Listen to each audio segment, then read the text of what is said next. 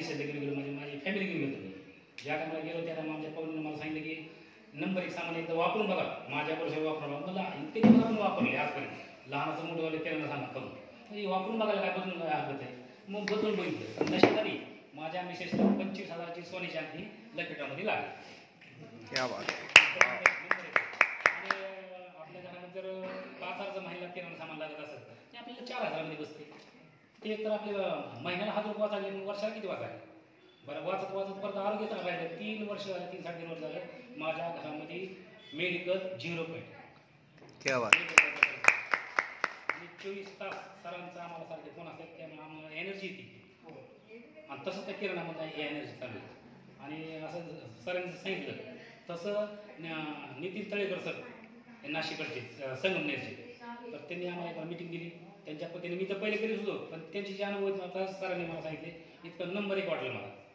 कारण का मी काय केलं, जसं खत बदललंय तसं एकदम नाही बदललं. सरांनी सांगितलं तसं दारोड्याला एकदम दारू बंद करू शकत नाही, तर त्याला काय करावं लागेल, हळूहळू सोडावं लागेल. तसंच मग ती हळूहळू मी सोडली आणि आपला हरिसंजीचं खत वापरलं.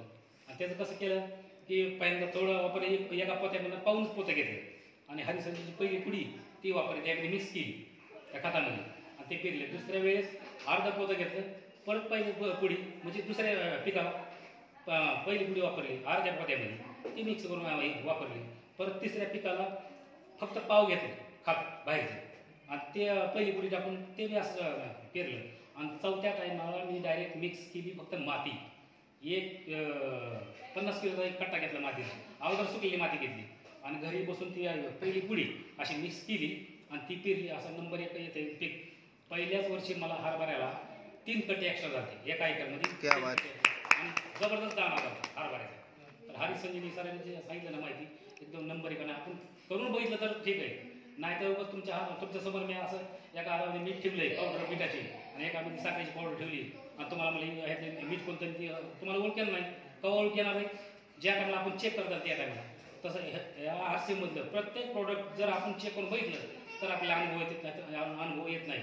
पण जर आपल्या मनात काही बी शंका असेल तुमच्या, तर सरांना तुम्ही बिनधास्त विचारा, ती सगळे उत्तर देऊ शकते.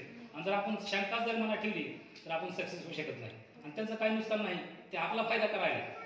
आपण जी 10-20 हजाराचं सारखं आपण खात घेत आहोत, ते आपलं भेटायलाच किती 1700 रुपये बॉक्स आहे ती हरिसंजीचा. आणि ती भेटते आपल्या आयडीवर फक्त 1500 रुपयामध्ये आहे ना, 1500 रुपये बसते आणि फायदाच फायदा होता. आणि कसं माहिती का, एकदा बॉक्स घेतला ते पीक निघून तर त्याचा फायदा होतो हरिसंजीचा.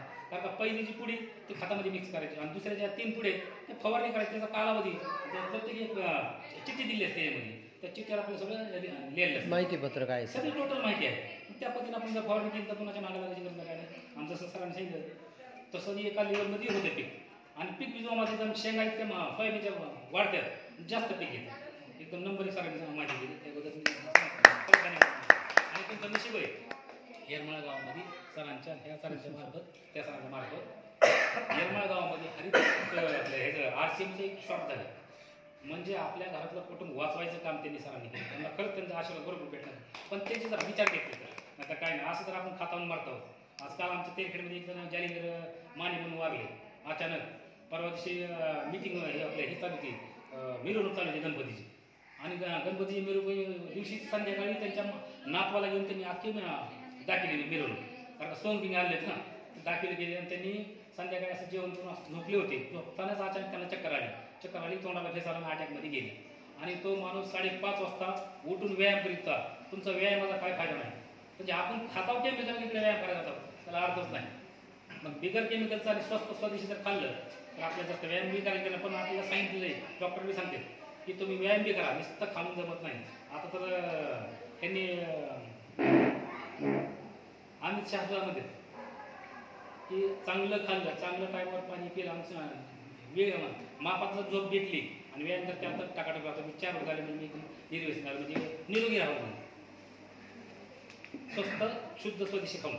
आणि आता सध्या मोदींचं सारखं चालू आहे, स्वदेशी प्रोडक्ट घ्या, स्वदेशीच खावा आणि चांगलं राहावा. आणि सध्या आज जे टॅक्स भरतो ते आपल्या सगळ्या बाहेर देशामध्ये चाललं आहे. आपण जर आपलं स्वदेशी घेतलं तर आपल्या लोकांना झालं, कारण आपले लोकच मिलिटरी ह्यावर आहेत आर्मीमध्ये, तर त्यांना आपला फायदा व्हायला. पण आपल्या ध्यानात येईल आपण फक्त ताब्यात लावायचं आहे. मग आपल्या घरातला माणूस आला आपल्या ध्यानात घ्यायला आणि आता सध्या इतकं बेकार कंडिशन आहे, लोकांना किती जरी सांगितलं तरी ऐकत नाही लोकांमध्ये. आम्हाला वेळ नाही बघा मी काय म्हणते. आणि दवाखान्यामध्ये आपलं जर पेशंट गेलं 8 दिवस मोबाईल घेऊन बसते त्याच्याविषयी. तिथं तर एक माणूस थोडी त्यांच्या संगत एक ते जवळ बसणार असतो, एक जण डब्बा ने आण करणार असतो, एक जण मेडिकलचं सामान ने आण करणार असतो आणि घरच्या वेळेला जाऊन लोड येते. मग तिथं वेळ बरोबर भेटतो. पण अशा सेमिनारमध्ये येऊन बसायला लागतं वेळ आणि किती 1.5 तासच आहे तेवढा वेळ काढायचा. आपलं आयुष्य चांगलं होते. आपल्या लेकरासाठीच करता असली पण ह्याच्यानंतर केलं तर आपल्या लेकराचं चांगलं होतं. बाहेर गेलं तर फक्त आपल्याकडंच होतं ना, आपली गॅरंटी नाही. बाहेर गेलं तर आपली कोणाचीच गॅरंटी नाही. तर तुम्ही जर चालू केलं तर नंबर 1 आणि सोडू नका, कोणाचं ऐकू नका. कारण का भरपूर प्रोडक्ट मार्केटमध्ये उतरले पण त्यांच्या किमती जास्त आहेत, त्यांचे रिझल्ट तात्पुरते. आपल्या RCMचे रिझल्ट शेवटपर्यंत आणि नंबर 1. क्या बात.